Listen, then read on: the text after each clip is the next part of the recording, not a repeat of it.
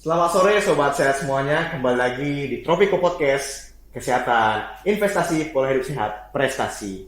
Kembali lagi dengan saya Leo Purba.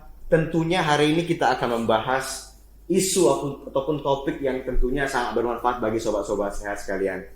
Nah, kita sekarang sedang berada dalam situasi pandemi, ya, situasi pandemi, dan kali ini dan saat ini juga pemerintah sedang menggiatkan supaya masyarakat itu bisa membangun ekonominya, mandiri secara ekonomi dengan membangun UMKM. Nah, pada hari ini topik yang kita angkat juga tidak jauh dari hari itu. Jadi hari ini kita kedatangan tamu, Bang Muhammad Al-Farabi. Beliau adalah alumni dari Fakultas Kesehatan Masyarakat USU yang sekarang sedang bergelut di bidang usaha hidroponik. Selamat sore Bang. Sore, Iya. sehat. Gimana Bang, kabarnya sehat ya Bang? Alhamdulillah sehat. Ya, sebelum datang kemari Bang, kegiatan sebelumnya ngapain Bang? Kebetulan kemarin kita baru siap mengisi seminar hidroponik juga. Jadi pas kali memang hari ini lagi kosong, jadi dapat kabar juga dari Kak Dila untuk ngisi podcast hari ini. Luar biasa sekali bahagianya. Luar biasa. Dan mudah-mudahan nanti ke depan bisa lebih bermanfaat lagi untuk kita semua. Iya Bang. Terima kasih sudah menyempatkan waktunya datang kemari ya Bang. Siap. Oh iya Bang, ini Bang informasi yang sampai kepada kita nih, Abang ini kan seorang founder dari Kebun Aceh Hidroponik, Iya. dan juga mie hijau Abang Obi. Itu bisa diterangkan Bang, itu gimana sih usahanya gitu Bang? Jadi kalau hidroponik ini sudah jalan menuju 4 tahun. Kita kemarin itu mulai di 2018 akhir. Kebetulan saya tamat kuliah itu 2018-95. Setelah tamat 2018-95 kebetulan saya peminatannya K3. Peminatan K3, jadi ngambil sertifikasi ahli K3 umum. Kemudian sempat juga sebelumnya kerja, setelah kerja itu disitulah sambil belajar untuk hidroponik ini. 3 bulan kontrak, kemudian setelah itu saya fokuskan untuk buat hidroponik. Dan sampai hari ini alhamdulillah sudah 10.000 lubang tanam dengan mempekerjakan 3 orang. Oh gitu ya Bang. Untuk sementara ini seperti itu. Ya makasih Bang. Iya sebelumnya gini Bang, Abang kan latar belakangnya nih kesehatan masyarakat Iya. K3. Nah setelah tamat itu ada kerja. Apa sih yang menjadi insight Abang itu latar belakang sehingga ingin memulai usaha hidroponik ini? Karena kan mengingat Abang kan latar belakangnya kesehatan nih. Kok jadi kayak menanam tanaman gini? Kira-kira apa gitu Bang latar belakangnya gitu?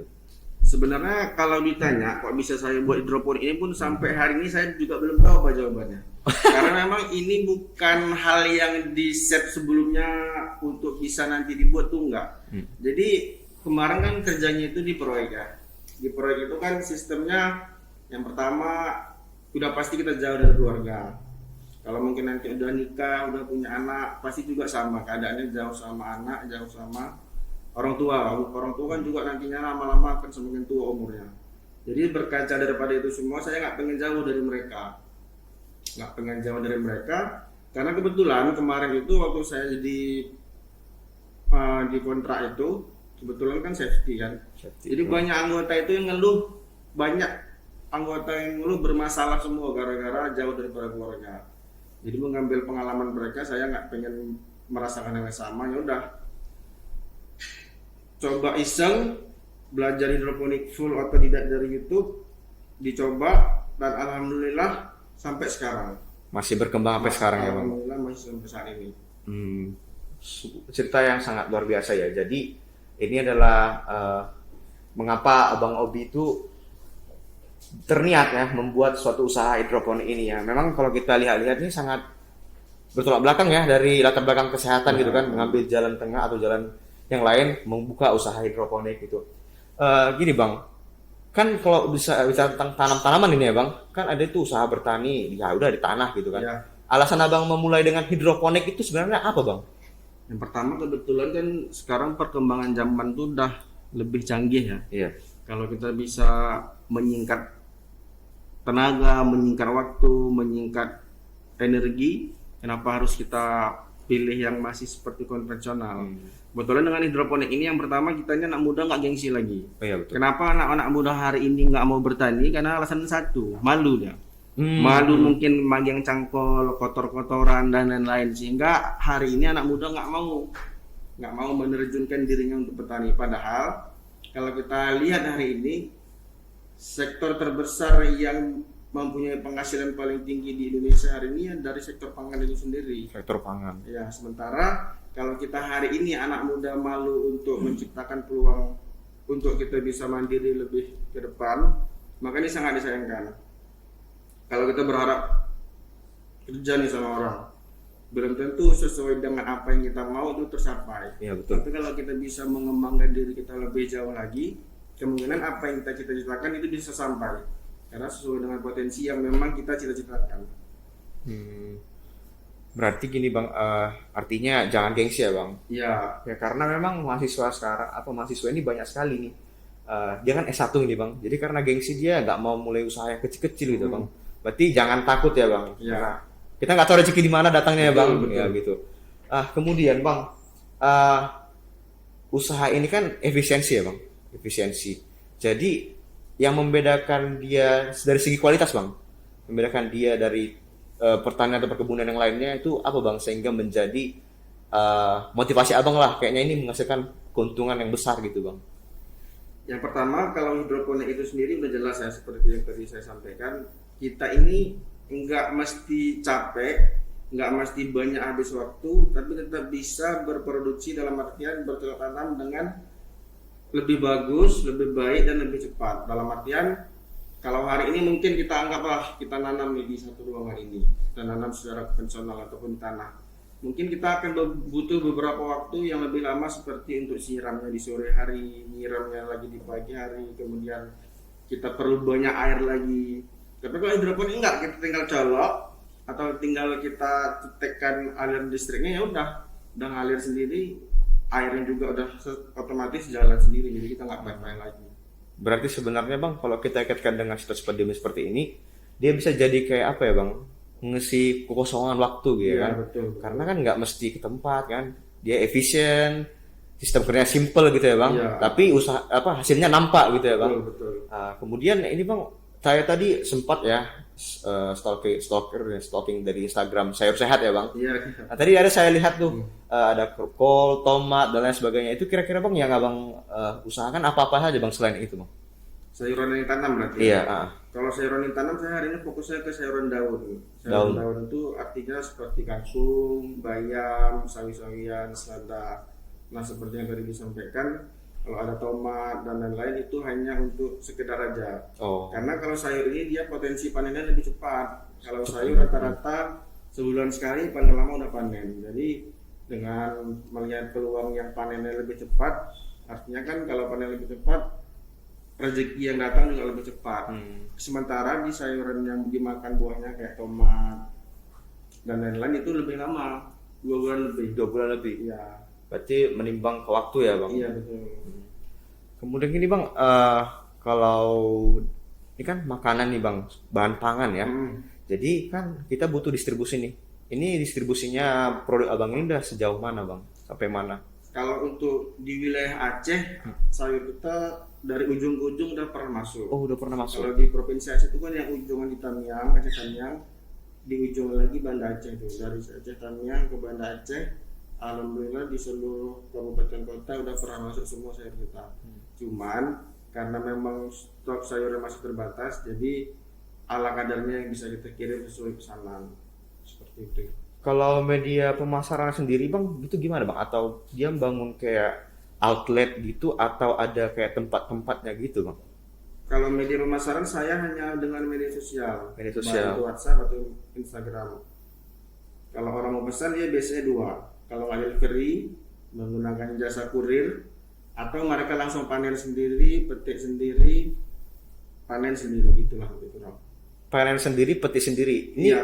konsepnya gimana nih Bang? Mereka datang ke kebun kita? Datang, langsung panen sendiri. Oh. Ya, misalnya ini sayur nih, mereka sendiri panen, nanti terakhir kita hitung sesuai dengan sesuai yang dipanen mereka.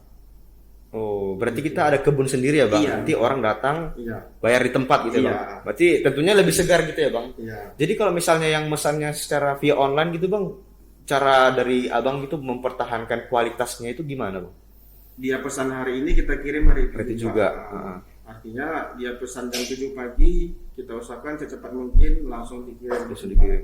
Ya, nggak berhari-hari kok. Jadi insya Allah baik panen sendiri di rumah ataupun kita panenkan sama segarnya. Jadi Bang, misalnya kalau yang mesan itu kita bilang jauh nih, misalnya kalau yang mesan itu di daerah, misalnya kita bilang Bali lah atau Sulawesi gitu, itu kan jauh itu Bang. Itu ada pembatasan pemesanan atau bagaimana Bang? Nah untuk yang jauh seperti itu kita belum pernah kirim. Belum pernah Karena kirim. yang pertama kan sayur tuh, risikonya layu atau busuk tinggi. Tapi kalau pengirimannya satu jalan, kayak misalnya dari saya tinggal di Aceh Tamiang nih ke Banda Aceh, itu waktunya sekitar 10 sampai 12 jam. Selama dia masih satu jalan dan pengiriman itu mau ngantar ke rumahnya langsung, itu bisa. Yang penting jangan lebih dari 2 malam. 2 malam. Berarti batasnya semua itu 2 malam. Sehari semalam lah. Sehari Kalau semalam. sehari semalam masih bisa insya Allah. Jadi Bang, kalau kita bedakan nih Bang, ini tanaman sayuran dari yang biasa nih tanam di tanah gini sama yang hidroponik. Iya. Kalau dari segi gizi mungkin Bang, ataupun daya tahannya disimpan itu lebih bagus yang mana Bang? Yang pertama kalau daya simpan saya udah pernah coba hidroponik itu, kalau kita simpan di kulkas 5 sampai 7 hari dia tahan. Kemudian kalau berbicara masalah gizinya, kebetulan hidroponik ini dia menggunakan nutrisi AB mix. Nutrisi AB mix ini mencukupi semua kebutuhan unsur hara bagi si sayuran.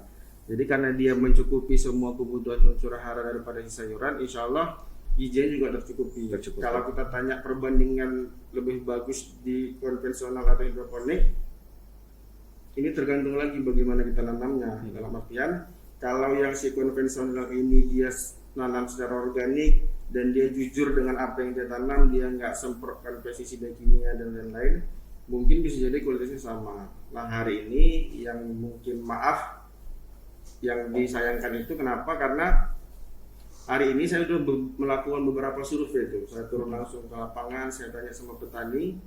Maaf, bukan bermaksud untuk yang lain-lain. Hari ini petani juga lebih pintar itu. Kenapa? Karena untuk yang mereka makan sendiri, sayuran ataupun yang dia tanam itu nggak terlalu banyak disemprot. Artinya pestisida yang disemprot dibedain gitu ya. Tapi kalau untuk ini jual, kalau bisa hari ini panen, hari itu disemprot. Nah seperti itulah kejadian di lapangan. Makanya hari ini sifatnya sayur kan kita tahu sehat. Tapi ketika dibudidaya dengan cara yang nggak baik, maka dikhawatirkan hasil yang kita konsumsi juga jadi kurang baik seperti itu. Berarti itu salah satu ya mungkin jadi hal yang bisa jadi pembanding lah ya Bang. Ya. Kenapa kita lebih memilih yang hidroponik ini ya Bang?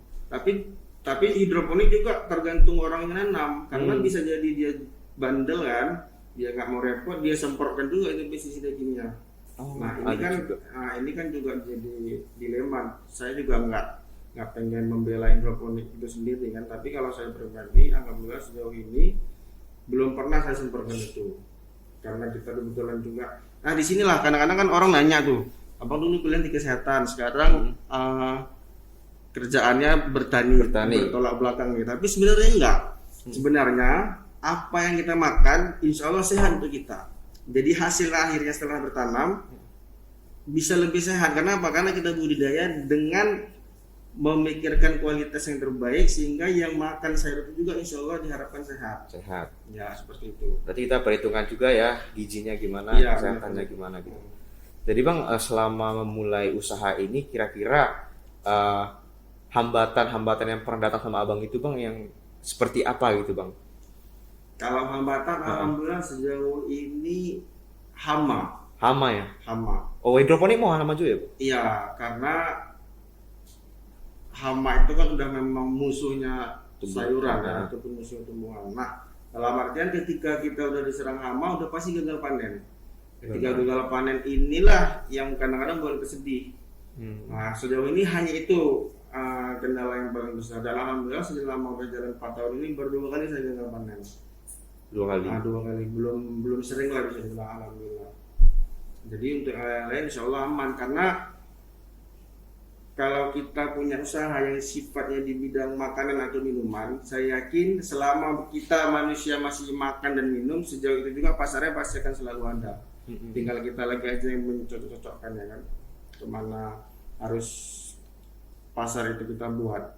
Karena perbandingannya Kalau saya jual kangkung tuh, saya jual kangkung di sana, seikat itu harganya 5.000. 5.000. Ya, kalau masyarakat beli di pajak atau di pasar itu seikat cuma 1.000. Jadi kan orang kalau yang belum tahu dan sadar tentang hidup sehat, pasti dia bilang bagus aku beli Beli yang 1.000. beli yang 1.000 dapat 5, Mm-mm. timbang aku beli 5.000 cuma dapat 1.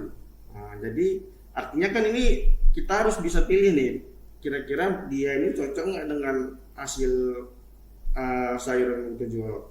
Artinya selama pasarnya ada sesuai dengan target kita, insya Allah apapun yang dijual, insya Allah pasti ada yang mau beli. Jadi sekarang Bang ada rencana mau ekspansi Bang, pemperluasan jaringan gitu, cabang gitu Bang. Kalau untuk cabang masih belum, karena untuk di wilayah saya sendiri di Tamiya itu pun masih sangat kurang sayurnya. Oh, Masih sangat kurang sekali, artinya mungkin targetan hari ini memperluas lubang tanam aja. Bang tanam. Hari ini udah lebih kurang 10.000 lubang tanam, mungkin dalam waktu dekat akan diperbanyak lagi. Gitu.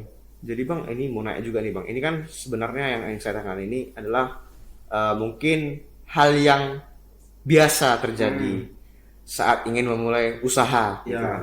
Kadang kan Bang, kalau kita waktu mulai usaha nih, apalagi yang berkaitan dengan jual-jualan gitu kan. Ini kan kita berjualan ini ya kan Bang. Keuntungan kita susah lama nih dapat untungnya. Terus kita motivasi kita turun gitu Bang. Apakah hal tersebut pernah terjadi sama Bang gitu Bang? Nah, sebetulnya saya juga bisa dibilang orang yang beruntung dalam hidroponik. Oh, iya. Kenapa? Karena saya dulu waktu pas buat itu, saya nggak pikir mau jual kemana, untungnya gimana, ke depan itu gimana. Saya murni yang saya pikirkan kemarin, saya buka usaha ini hanya murni untuk orang tua. Saya nggak mau jual dari orang tua. Saya pengen dekat orang tua. Mudah-mudahan dengan saya buat hidroponik ini bisa buat saya lebih dekat sama orang tua. Artinya apa? Kalau kita bahas dari segi agama, ketika kita selaku anak untuk membaktikan diri kepada orang tua, pasti akan ada jalan yang Tuhan buka untuk kita. Dalam artian itu dulu yang saya pikirkan. Nah, untuk yang lain-lain seperti jualan yang nggak laku, jualan yang nggak habis, itu pernah saya rasa, tapi nggak terlalu banyak. Dan sehingga mental saya untuk seperti itu sudah ada, tapi belum terlalu besar. Nah, tapi hari ini yang jadi problem untuk semua orang, kalau mau buka usaha itu yang dipikirkan selalu modal. Modal, iya. Modal. Padahal enggak. Untuk pemula, kalau menurut saya itu yang harus dia punya bukan modal, tapi ilmunya dulu. Kenapa? Karena alasan pertamanya, kok nggak buka usaha, nggak punya modal. Kita bilang, kau butuh modal berapa, aku kasih modal, kau jalankan usahanya. Udah pasti juga bingung dia itu. Mau buat apa? Nanti kita kasih tahu lagi nih, udah kau buat usaha ini. Nanya lagi. Gimana jualnya caranya? kemana? Kita kasih tahu lagi, jualnya ke sini, nanti takut lagi dia nggak laku. Artinya apa? Kalau ada orang kayak gini, modal tadi nggak ada, udah kita kasih. Jualannya apa nggak tahu, udah kita kasih tahu. Jual kemana nggak tahu, udah kita kasih tahu lagi. Kalau udah kayak gini orangnya udah lah bagus mati aja dia. Iya betul kan? Karena alasan ini nggak sesuai. Maka daripada itu balik lagi yang dibutuhkan dia hanya satu ilmu. Ketika udah belajar, misalnya dia mau jualan sayur misalnya, kan harus diperhatikan dia mau jual kemana, harga sayur dijual berapa, target balik modal berapa. Artinya ketika hitungan udah pas, baru kita bisa pelan-pelan coba cicil tuh usaha yang mau kita buat. Itu memang yang harus pertama kali dimiliki itu ilmu, dan setelah itu mental memang harus kuat. Iya betul. Karena kita usaha ini yang dengki bukan cuma hanya di sekitar kita. Semua orang pasti sepele. Kok ngapain kau nanam saya nggak kerjaan? Saya dulu waktu saya buat hidroponik itu dibilang orang gila saya. Kenapa? Karena orang berpikir kau ini bagus-bagus dikuliahkan orang tua, capek-capek orang tua gue nanam sayur loh saya. Jualan. Kayak orang gila loh saya. Tapi yang seperti ini jangan ditambah hati. Malah ketika ada orang yang membuli, menghina, itu dijadikan sebagai kekuatan buat kita. Untuk motivasi diri kita bahwasanya apa yang kau bilang itu salah. Jadi doa aja kalau menurut saya untuk pemula agar bisa bertahan dalam usahanya harus punya ilmu yang bagus, mental yang kuat. Seiring berjalan waktu pasti jadi. Yang penting sungguh-sungguh. Dan jangan, kadang-kadang kita juga salahnya usaha A nggak laku, pindah usaha B. Nggak laku lagi, pindah usaha C. Terakhir dicoba banyak A sampai Z, nggak ada yang jadi. Kenapa? Nggak tekun, balik lagi karena ilmunya belum cukup. Berarti harus konsisten ya bang. Harus konsisten dan terus belajar. Ya. Jadi bang, kalau tadi abang bilang kan ilmu ya. Jadi abang sendiri yang mengambil ilmu hidroponik ini dari mana bang? Saya purni dari YouTube. YouTube. semua. Oh.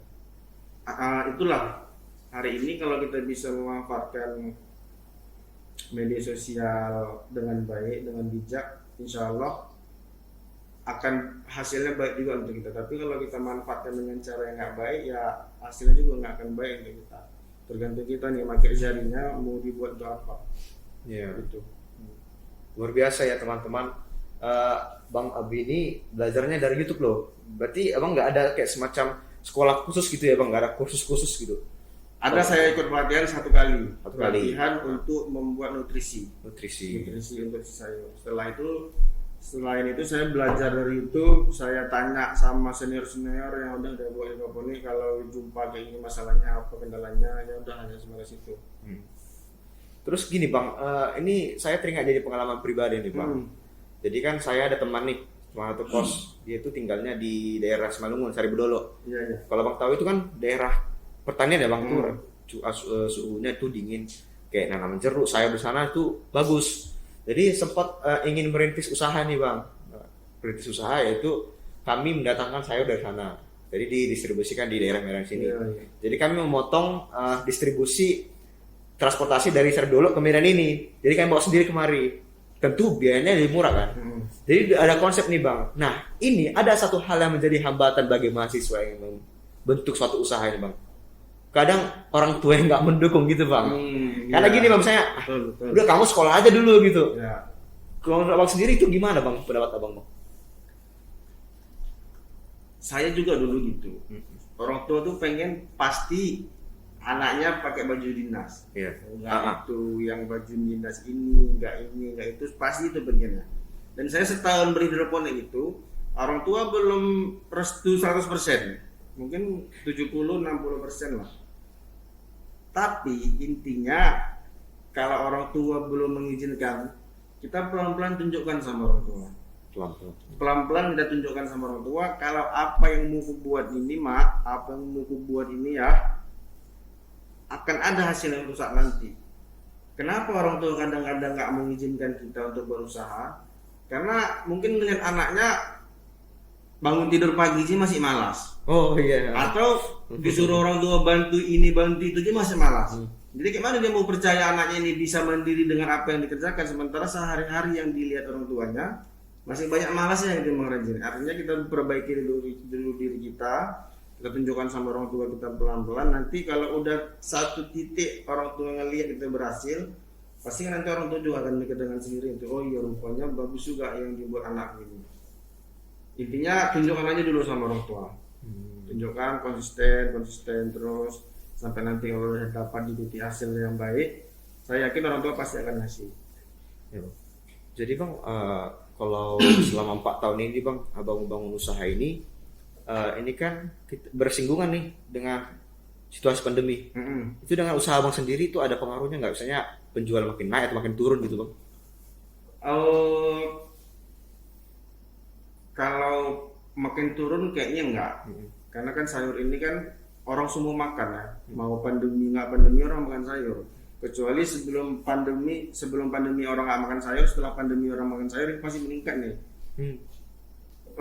Perkembangannya makin lama makin naik, tapi perlahan. Nggak drastis sebenarnya. Artinya semakin lama kita pahami bahwasanya kesadaran masyarakat untuk beralih ke hidup sehat sesuai dengan pandemi hari ini yang harus makan ini, harus makan itu, lama-lama kan makin sadar. Maka dengan pemahaman masyarakat yang hari ini makin baik tentang kesehatan, tentang menjaga dirinya, mudah-mudahan bisa lebih bermanfaat lagi untuk mereka dan untuk kami juga yang membudidayakan sayur itu.